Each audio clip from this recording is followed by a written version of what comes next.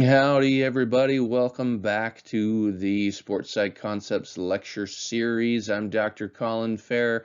If there ever was a recording that ties it all together, everything that's been covered up to this point, it's this one today. We're talking about the essentials in mental skills training. How do you put together a formal training plan, essentially? I mean, we're gonna touch on that with all of the different things that have been discussed so far in the lecture series. If you haven't watched them up to this point, then go back and watch them because this is how you compile everything and kind of build it into a program. We've identified a lot of the different skills and tools that can be used, and now we get to discuss how you put it together, how you create that plan, which is one of the big questions that a lot of coaches have, in particular athletes have. Okay, so I have these different skills, they're all kind of on their own. How do you build it and combine it? So psychological skills training or mental skills training in a programmatic sense is the main goal today. So we'll talk about what it is, some common myths out there in psychological skills training, or mental skills training is usually how I refer to it, MST. What are the goals of mental skills training? Who should carry out a mental skills training program? Right? Who are the people that should be doing that? I already kind of mentioned coaches. Obviously, sports psychology consultants would be a good choice.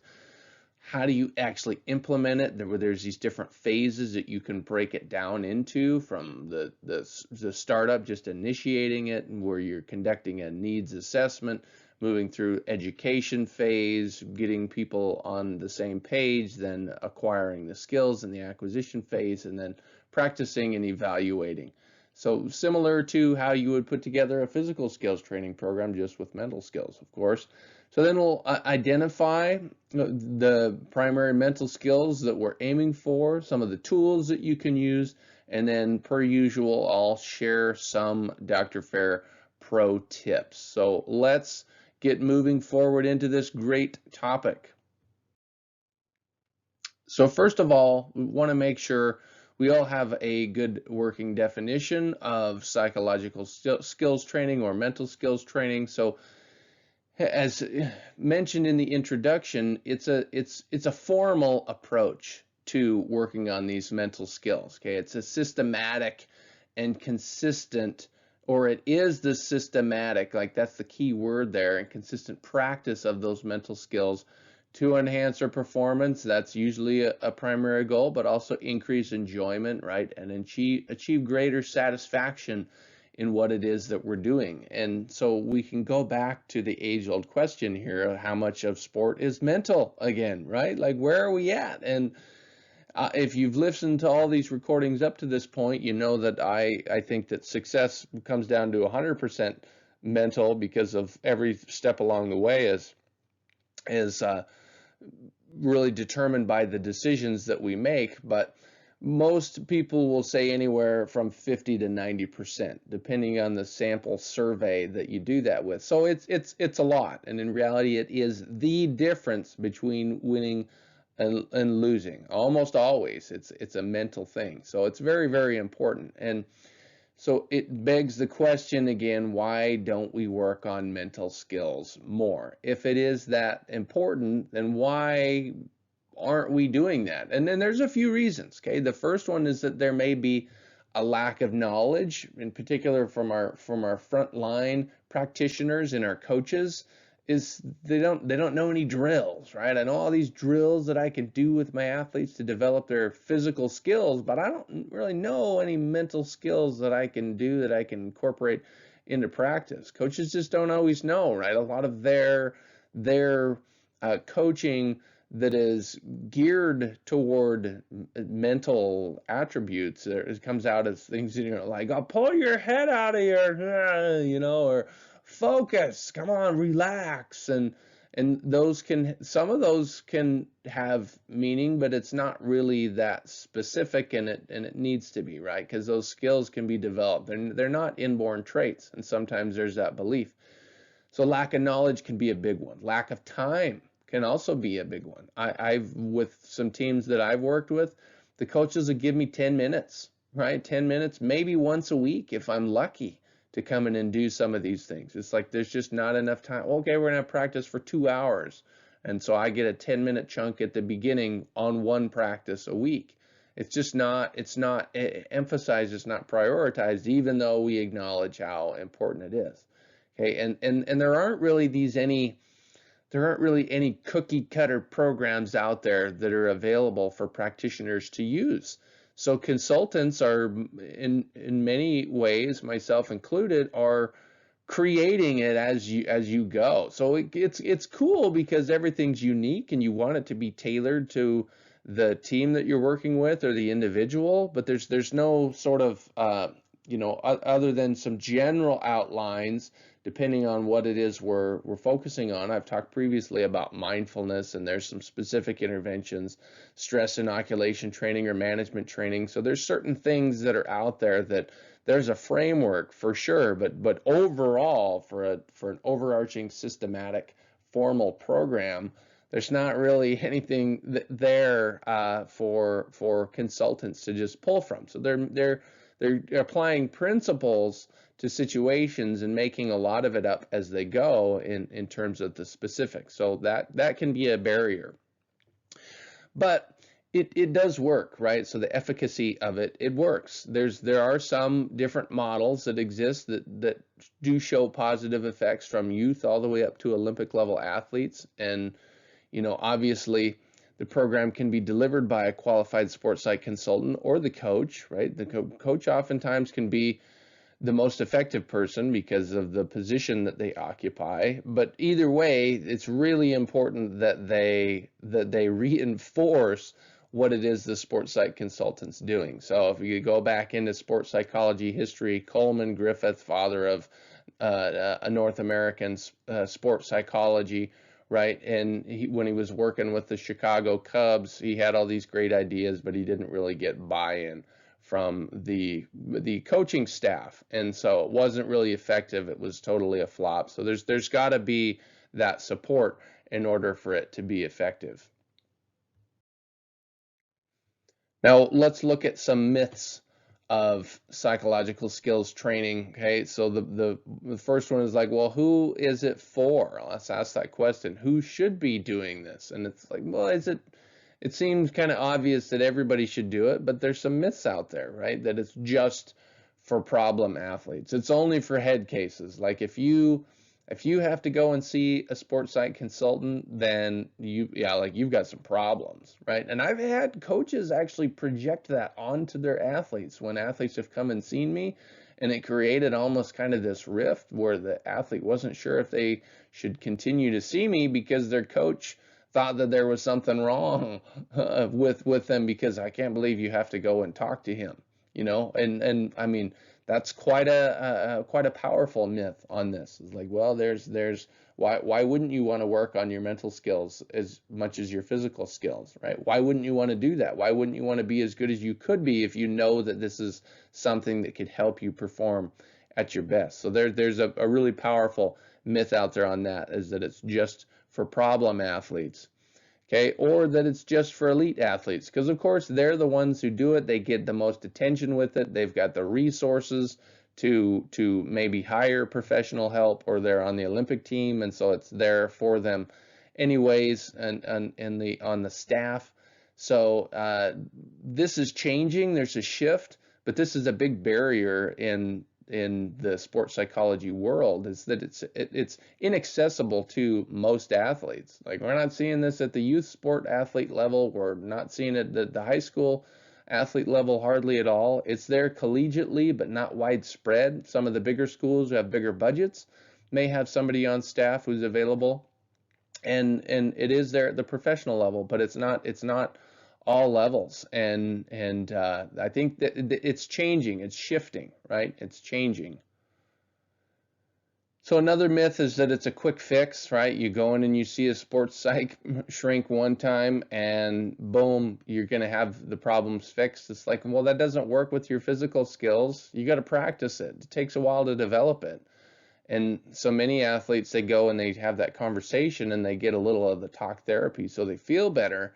but they didn't really refine the skills. They just kind of were handed a little bit of homework maybe to go work on, and then they never came back. And this happens a lot. It's another one of the barriers or challenges from a consultant's perspective is athletes think that it's a quick fix thing, okay? But they don't change overnight. Its problems are usually cyclical. And then lastly, some athletes really don't think that it's useful. Like I've coached athletes who don't believe in it. Like, why are we spending so much time on this? Like, shouldn't we be out training? Like yeah, this is training. Like, and this a lot of times it's athletes who really need the help. Okay, so it can be athletes, it can be coaches as well. It can be administrators. Like, oh yeah, well that's kind of nice. It's an extra thing, but it's not quite viewed as an essential thing all around quite yet. And part of this may be because if programs are not really systematic, they're not individualized, they haven't been formalized, then it may not appear to be as useful. So some of those myths are pretty significant and can be hard to overcome. So with that, what are the goals of mental skills training? And I'll just this is one a key takeaway. Anytime you listen to a podcast or you listen to a lecture recording or some video, anything like that, that's like what are my key takeaways? This is one of those key takeaways. Like one of the main goals of sports psychology is for athletes to develop what's called self-regulation. Okay, when they can manage their own behaviors that are tied into helping them reach their goals. Okay, they can self-regulate when they're setting their goals, they're planning what it is that they're going to work on, they're making evaluations based on observations that they have, they're assessing their progress along the way, and so forth. So all of those different things, self-regulation is is the key, right? It's their ability to monitor their thoughts, their feelings, and behavior, and then make changes on those. Okay, that is the goal. Can we identify what the problem is? So early on, athletes without this skill may not be able to do that. They don't really know what the problem is. So you learn, can I identify what the problem is? Am I actually committed to changing and working on some of these? Am I open to some of those suggestions that a consultant might provide for me to consider? And then can I actually execute the change on my own? Do I always have to have somebody there hold my hand, or can I do it on my own? Am I able to manage or manipulate my environment? And then most importantly, can I generalize or apply those skills or those things that I'm working on to other life situations? Okay, so self-regulation is the overarching goal of psychological or mental skills training. So what are some characteristics of a good consultant in a psychological skills training program? What are we looking for? What do we want in that person who's delivering the program? Well, there's several different characteristics out there to keep in mind for this, right? One is they have to be able to make a connection with the athlete or with the coach or with the team. So on a foundational level, can I make some sort of connection that's actually going to lead to positive change? Okay, so there's some things that we bring with us as consultants into that relationship or into that environment that are either going to establish connection or they're going to work against that. And so once we can create that connection, can we build a good working consulting relationship around that, right? So the relationship, we talk about counseling, right? There's a fair amount of counseling micro skills within sports psychology, especially in individual one-to-one work and sometimes in group or team work. But the relationship is very foundational, very important that we can take that connection that's going to lead to positive change, and we can foster a very strong working relationship that itself can often promote some change.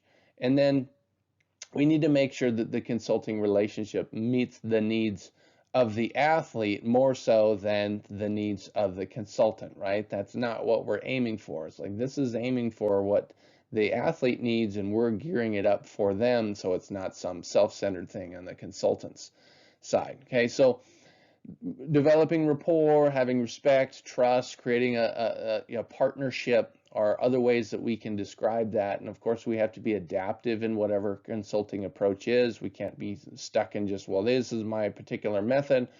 I mean, you can sell that, right? This is the way that I operate, and you're going to attract a certain number of athletes. But even still, we need to be able to adapt that approach. Okay. And so the Association for Applied Sports Psychology, shout out to that organization, has a certification process that aspiring consultants can go through, where they have to take a certain number of coursework, achieve a mentored or supervised experience with a more experienced certified mental performance consultant.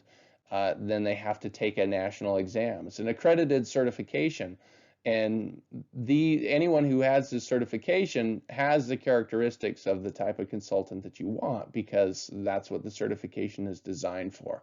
So there are ways that you can vet the people that you're working with to make sure that they have all the different competencies that they need to have to deliver an effective mental skills training program.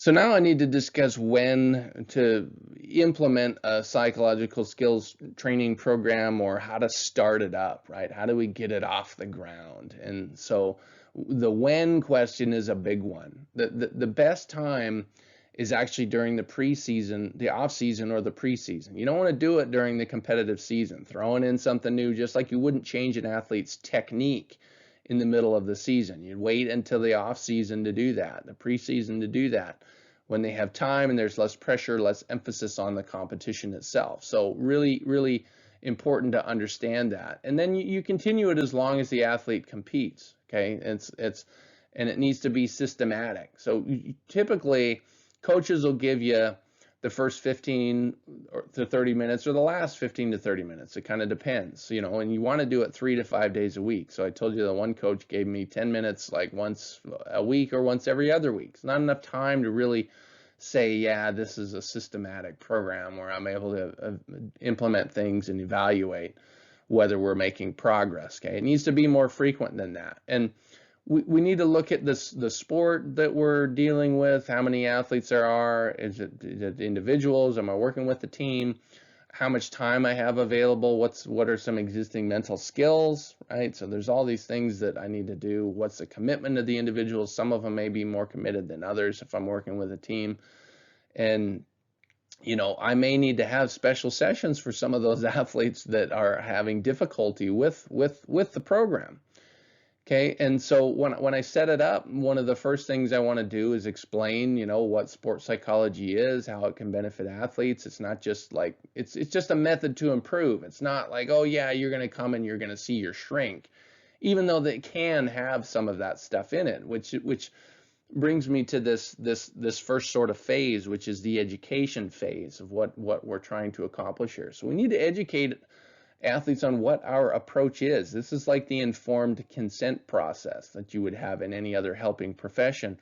And so I need to discuss what my philosophy is. Is it more of a clinical approach, where I'm going to delve into some of those deeper mental health issues that might be underlying what's going on, or am I staying more surface level and it's educational? Like, I want to talk about sports, so let's stay there, right? And you can't be totally removed from those. Sometimes those deeper things are going to be there. So it's important to have a strong referral network if that's outside of your lane. So I can explain what my theoretical orientation is, my cognitive behavioral, which seems to be a big one. Motivational interviewing, is it solution focused, right? Where it's brief interventions. I want to accomplish the most amount in the least amount of sessions. So explain that philosophy and then try to get buy-in. Okay, so there's a general sort of track that I follow for this when I'm trying to secure that buy-in. I'll ask the question, what percentage of sport is mental, right? How often do you practice it then? Because I always say, 50 to 90%, usually average around 70%. All right, you spending 70% of your time working on this? No, you're not. Well, mental skills are learned just like physical skills. Okay, so you can use that train of thought. You can tell stories of elite athletes, use examples, right? Use awareness, right? So some different things that you can do, and it's important to emphasize that doing mental skills training doesn't mean that there's something psychologically wrong with the athletes, right?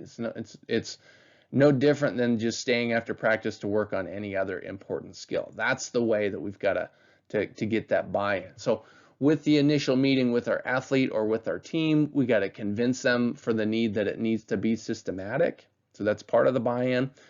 And we can ask them what percentage sport is mental. We use those anecdotes from sport. We need to temper expectations is a big part of it, because they may think, oh yeah, the sports psych guy here, he's gonna like change everything for us, right? And it's like, well, it's not gonna replace or substitute your poor technique or your lack of physical skills. Like, you still have to work on all those, and you still have to practice. You have to work on these things.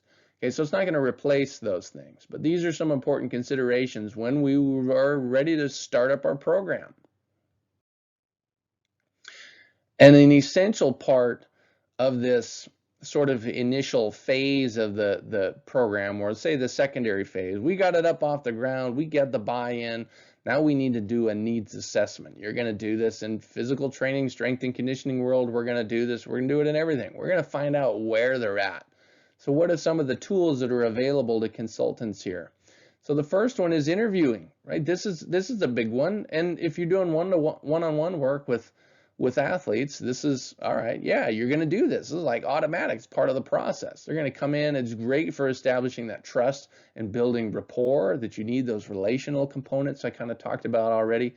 It really can help the consultant understand the athlete, where they're coming from, what their beliefs are, their perceptions, their background, their attitudes that they're bringing in with them, and understand background information. Okay, so this is, I always used to think before I went to graduate school that, you know, in the counseling and psychology world, it was kind of funny where you have the stereotype of a psychiatrist sitting there and saying, well, what was your relationship with your father like? And what, you know, tell me about these sorts of things. And, you know, always kind of laugh about that. And now, since I've worked with a lot of athletes, I see how true that really is. Like, you actually do need to have an understanding of the background there, and the family background matters, because a lot of times athletes deal with challenges because of those things, right? Oh, if I feel like I failed, then my dad's not going to love me, sort of thing. Like, it's a real thing. Crazy. So you can find that out by you know, having a really effective interview protocol that you follow along. Okay, and there's something called the sport interviewing protocol that has, it's really hefty. You can customize that and make that fit your needs. So interviewing is a good one. Observation is a good one, where you actually go to practice. You watch this athlete in competition. You really get some objective behavioral data when you do this. It's pretty interesting. So I've spent some time going, it's just, I don't know, hang out at practice to see, I'm just here, just over here, just watching. You go in the huddle, you listen to what's going on, you're reading body language. It's amazing. You can really compare what it is the coach or the athlete is telling you with what you're observing. Okay, so you can have a comparison of what their perceptions are, and you can compare what you see in practice to competition. So observing can be a powerful needs assessment tool. Journaling can be good. Have your athletes go and write things down to identify their thought patterns, especially self-talk. This can be a great thing to do. It's like, well, what is it, the types of things that you're telling yourself? Let's do a journal and write those things down. So you may have some resistance with journaling, by the way. Some athletes are like, oh, I'm not doing that. That's just, I don't really feel like I need to do that. Not super interesting. They're not committed to that. And so that may not be an effective approach. Others may jump on that easily. So performance profiling, this is one that I'm a really big fan of, because it allows the athlete to kind of drive the bus on this in terms of they get to identify what the important skills are, and then they rate themselves on those skills. And so then you have some really individualized data on you know, their strengths and their weaknesses, and you raising their awareness to that. You can evaluate and monitor their performance over time, right? Just a simple 1 to 10 scale of 1 to 10. You can have discussion around it, so many different things by using performance profiling. It's a very useful tool to consider. Now, one thing I'll mention though that's a limitation with performance profiling, because I've used this with some youth sport athletes or high school level athletes, right? Saying we're going to identify the most important attributes that you need to have, things like confidence and focus, and so you give them some examples like that. And if you have a performance profile wheel that's got 8 different spaces for them to fill out, they may not be able to identify the skill. Like, they don't know. So you've got to educate them first for them to be able to identify that enough to provide a good needs assessment. Okay, so we also can use biofeedback. This is more objective for sure. Get some feedback of what's going on in these different situations with their physiologic metrics, and then we're trying to link those responses that are physiological with psychological thoughts and behaviors. So again, got to have some specific training to employ that, but it can be very good. And we need to have some strong sense of sport-specific knowledge. Okay, so or at least an understanding of what the athlete is bringing in. So each sport has unique physical, technical, logistical, tactical demands that require preparation from the athletes.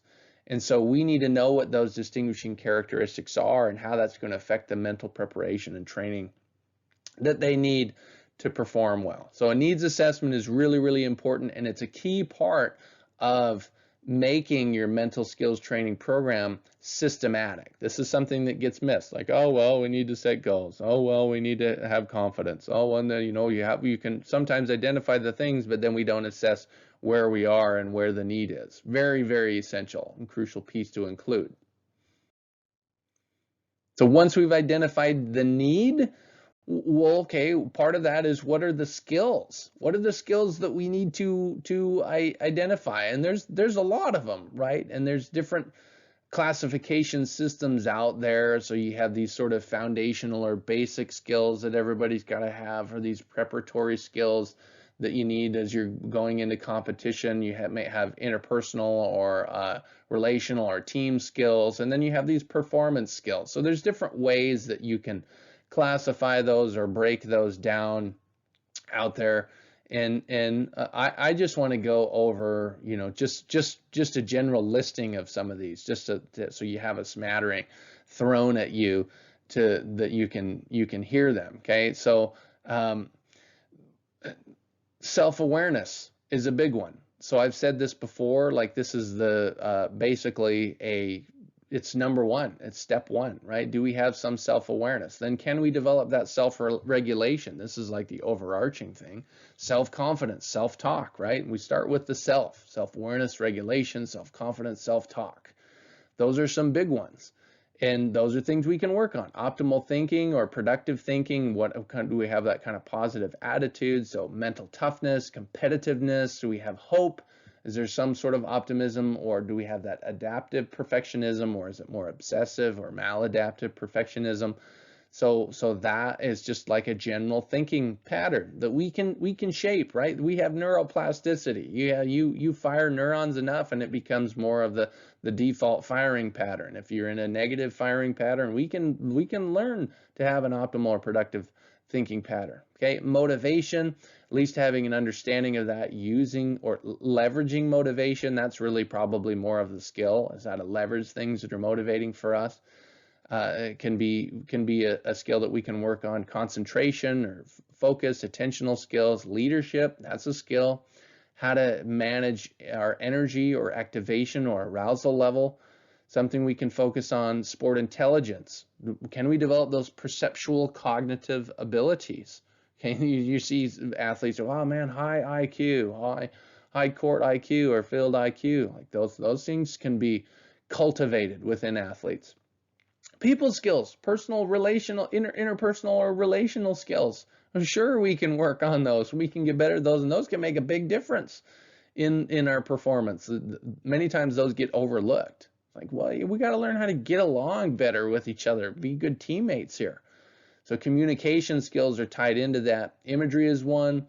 I always mention habit creation, like we can have some understanding of what is involved in that and how we build good habits, because so much of that is behavioral, right? Just you are what you are repeatedly do is how we might describe a habit. And then self-mastery. I end with that one because to me that's like the ultimate skill. You tie all of this together and you achieve self-mastery, to where you may have impulses and passions and attitudes and desires and things that govern what it is that we feel, but we don't have to act on those things all the time. And in fact, self-mastery is delaying that gratification for something bigger.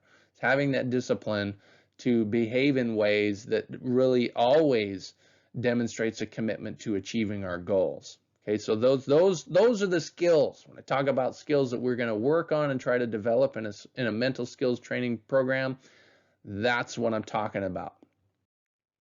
So now that we got the skills identified, what are the tools that we use to develop those skills? Okay, so goal setting is, we got to start with that one, the most studied mental tool. Like, yeah, we use goal setting. We set goals and we get specific and we make them measurable and we timestamp and we do all those things to make good goals to help us work on those specific skills. So that's like a starting point. Every single one of those skills, you'd have a goal attached to them at some point as we're trying to improve them.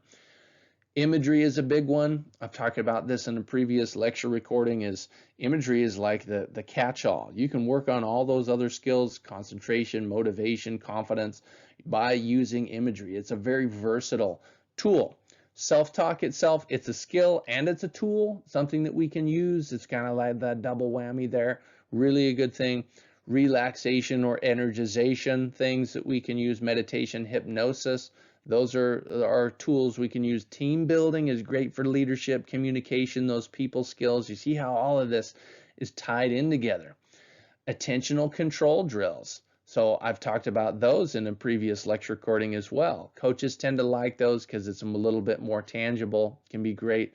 Mental plans, man, talk about like an essential thing that you've got to have. So preparatory plans, performance plans, recovery plans, all different types of plans that we can put together and craft in advance of a performance situation or whatever the particular situation is. So those are tools. Routines by themselves are essential. Got to have different routines that we go through. We tend to feel like we have rhythm. We like to have rhythm. We operate at a particular rhythm, and routines help keep that rhythm that's going to enhance and develop those skills that we need.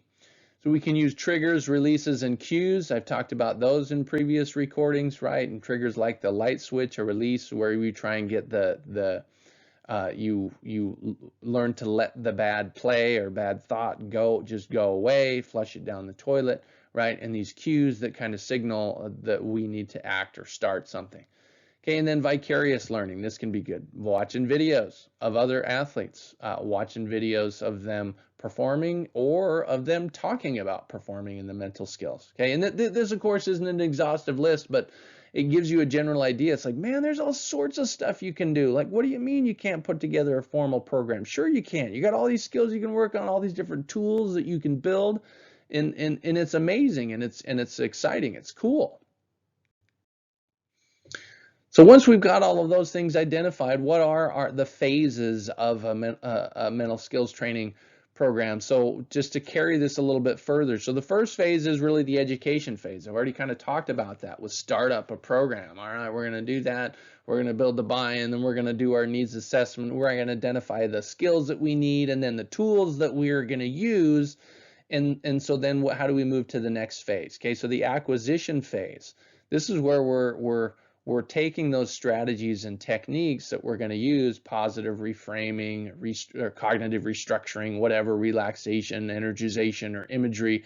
We've got the skills and the tools, and so we're going to try and get more specific with those. Okay, and we're going to tailor it to the athlete or the team or whatever the specific situation is, and we're going to put it together in a way that it can actually be operationalized. Okay, so that's another term for that. When we get to the acquisition phase, we're actually acquiring the skills. Okay, so within that, we're practicing. We're trying to automate these things, integrate it into what it is we're doing. We're doing simulations, and we're journaling, we're logging all of this as we're going, okay, along the way, which dovetails nicely into the evaluation phase. Okay, so if it is a formal program, just like you're going to have a formal season, for example, and this evaluation can line up with the season plan, right? If you do, okay, we have a 6-month season, we're going to implement this, we're going to start up this program, get it going, and then we're going to, throughout the competition period, is the acquisition phase where we're practicing, we're doing all these things, and then at the end we're going to evaluate. So journaling, having a logbook can help with that, but it's very, very important that you do this. You want to get that feedback, especially if you're a sports psych consultant, right? And the coach, like you want that information so you know how to modify the program moving forward, right? It allows your athletes to give feedback. Say, this worked well, this really didn't, maybe, I don't know. It's really the only way you can objectively determine whether the program itself achieved its goals. Because you can't, like, maybe you can kind of say, all right, well, and here's an example, right? I've heard some consultants say, well, yeah, we did this program and we won this game. See, and it was like a soccer game that resulted in a 6 free kick shootout at the end of the game, you know, to where they won by the 1 goal, which obviously that's all it takes to win in a soccer game. But it's like the margin was so small, and they were saying, well, you know, we did this program and it led to this win. And it's like, well, it's really hard to know whether like that really is what, like, it could have gone either way. You get down to that point and it's like, really did it? But of course, like, yeah, we want to credit it with that, because we say, well, that is the margin of victory, mental training, what it is that you do, or you get down to crunch time. And but it's really hard to know whether that's actually the case, to attribute that, right? So it's like, well, that's not exactly what we're trying to measure. We're not trying to measure wins and losses. We're trying to measure whether they improved on their mental skills. So that's important. And it should be continuous, right? It's not just a one-stop deal. We want to do it a complete evaluation. So you're doing it along the way, and then at the end of the scene, you're doing a complete evaluation. So you could do team individual discussions for this, written evaluations. You could try and have some objective performance data, right? Wins and losses, maybe that can be part of that, but maybe you look at more performance metrics rather than outcome metrics. And you could have subjective reports, okay? But that's another thing. So I mentioned psychological skills training. One thing that usually gets missed is a needs assessment, and another is, well, we don't do a formal evaluation. So it's like, well, it felt good, but did it do anything? Very important to include this. Now I want to end with my pro tips, right? So we've kind of got an understanding now of what is involved in a mental skills training program. How do we get it up off the ground? What are some of the myths? All of that stuff. So what are some pro tips, right? As you just final takeaways here. So if you're going to do this, it's very important that we explain the why. Okay, this is an essential part of anything, right? We've got to get buy-in, and athletes aren't going to buy in if they don't know why or how it's relevant to what it is they're doing. So remember that one, right? Explain the why, get the buy-in. That's going to make a big difference for you. So we can do it at the start of the session where we outline what our purpose is, right? The content, the length of what we're going to do, and then at the end and after every practice session, have a debrief review and some time for inquiry or some questions, okay? That really can help cement this why idea. We also want to emphasize accountability. So if you're achieving a peak performance, right, you're finding that zone, it's not really this mystical or magical thing, even though it seems like that, it feels that way. It's really the result of the mind and body coming together, working together, and both of those things can be controlled to a large extent. Okay, so we have to adopt a position of accountability for that mindset. Okay, we need to also individualize what it is that we're doing. So it needs to be flexible. It can't just be the total cookie cutter things like, oh, it's a complaint, I don't really have this cookie cutter thing program. Like, there's some models out there that I can use, but there's not this really just clear cut thing that I can use that applies to every situation, and that's okay. It needs to be individualized. It needs to be flexible in what we're doing. So There's no fixed pattern. We need to have a variety of techniques that we use. Sure, we're going to have our go-tos because they'll apply to a lot of different athletes, but we want to individualize and modify the combination of techniques that we're using. So it's not like, okay, imagery, maybe not, journaling, maybe, yeah, for this one, but then imagery for this one and journaling not for that one. Okay, and so be willing to provide handouts. I think you give athletes something tangible. They tend to like that. Audio recordings can be really powerful in the age of podcasting and YouTube and all of that.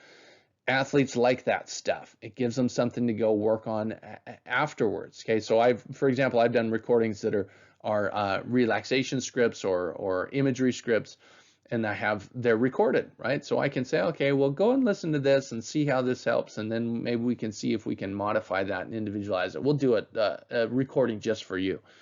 Okay, so that's important.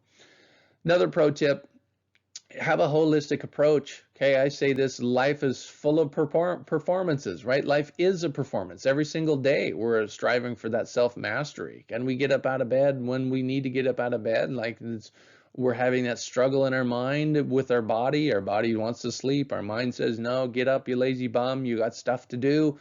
So we need to look at things holistically. Like it's much bigger than sport. These skills are. We can apply them in everyday life, where else we are. Okay, and we also need to practice the delivery before we give it, especially if it's a formal setting, right? In psychological skills training, if it's a formal program, then we're going to have opportunities to practice. And we need to practice the delivery so we go in and it's polished, especially if you're working with teams, right? Have that clear. If you're working with individual athletes, sometimes it can be more open-ended, feel more counsel-y type, and that's okay. But when we have opportunities to practice, we want to do that, okay? And we need to teach by example. So walk the talk, okay? If we're not doing the things that we're asking or suggesting for our athletes, that's going to hurt our credibility. We need to live this stuff. And that's what's so cool about it, is as a sports psych consultant, is you've got the golden ticket. It's something that's so powerful and useful in life in general, and we can apply it anywhere. So why aren't we? And we need to be, if we want our athletes to jump into this. So some of the most powerful stories I've found with some of the clients I've worked with, the athletes, is some proper self-disclosure, right? Sharing a personal story of how I've gone through something or accomplished and learned how to overcome it as an athlete myself. And athletes usually love that. They're like, oh man, like this guy, he knows, he's done it, he's been there. So we want to be role models in that respect. And then lastly, we need to be there. And what I mean by that is if we have opportunities to watch practice or watch competitions, we need to be there. If we can't, then we need to show that we care. So for example, I had an athlete recently who I worked with who was coming back from injury, hadn't been able to practice for a while. High school athlete, was really kind of concerned and nervous about going into this tryout, and went into that tryout. And you don't always hear back as a consultant. I didn't hear back for several days after the tryout what was going on, and I was curious, and so I reached out and like, hey, I was just wondering how this went, and it's like, oh, hey, great, I made the team, like all positive high fives, all that stuff. That's what I mean by being there. Be there for the athletes. Show them that you care. Give them the insights. That's gonna gain the trust that you need for this to be successful. So with that, thanks for listening to this point. In review, we covered a lot of ground per usual. This was a big one, a hefty one, because it's so important. Talked about psychological skills training, what it is in general, some of the myths, what's a purpose, what it is we're trying to accomplish when we make it systematic and formal. What are the competencies that consultants need to have to effectively carry this out? Those are big ones. The phases of a mental skills training program, from education, acquisition, and practice, right, to evaluation, those things that we want to work through. And of course, you have needs assessment built in there and the other things I talked about. Hit on the mental skills, man, a plethora of things you can work on, the mental tools, so many things there as well to help develop those mental skills. And then, of course, I shared the pro tips at the end. So this really is good stuff. I really hope that you benefited from this. If you're a sports psych consultant or aspiring consultant, or you're a practitioner who may use some of these things in your own practice, I hope that you take some of this to heart and that it can help you in the future. So thanks for listening. Take care.